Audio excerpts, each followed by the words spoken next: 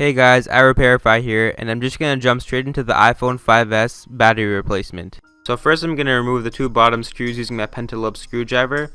Also just make sure that the iPhone 5S is powered off.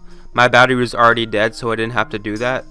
Just a side note, don't use a Phillips screwdriver to remove the Pentalobe screws.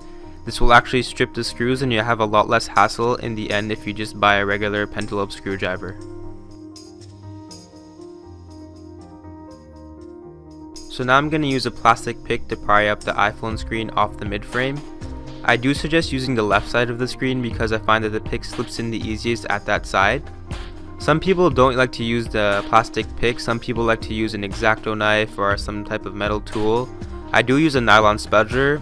If you want to use a metal tool, I suggest that you do take precautions because it might damage the mid-frame. So if you're okay with that, then go ahead. So now I'm using the nylon spudger and the plastic pick to pry up the bottom half of the screen. Make sure you don't pry up the screen fully or else you might damage the home button connector, and you'll see that just in a bit.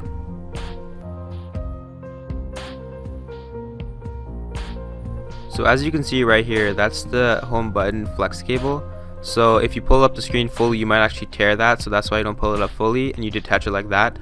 However, on this iPhone, there was a missing cap on the home button flex cable, which normally all iPhones should have. You need to remove that before you remove the flex cable.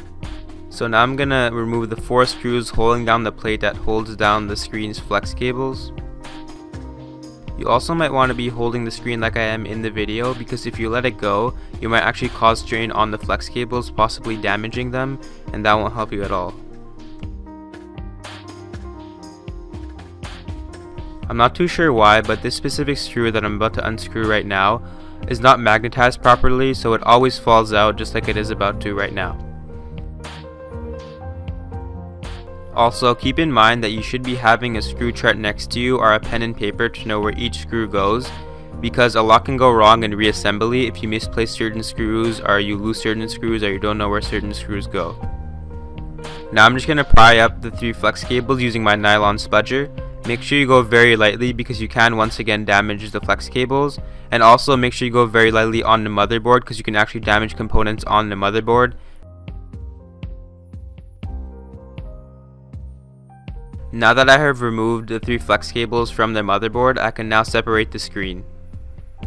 I'm just going to move the screen to the side because you don't need to use it for now.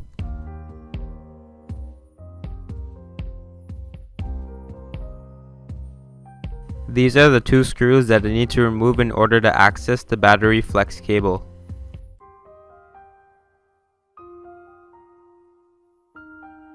Now I'm just going to remove the metal bracket. Make sure you remember the correct orientation because this can cause problems after with reassembly. Using my pry tool, I'm just going to pop up the flex cable off the connector.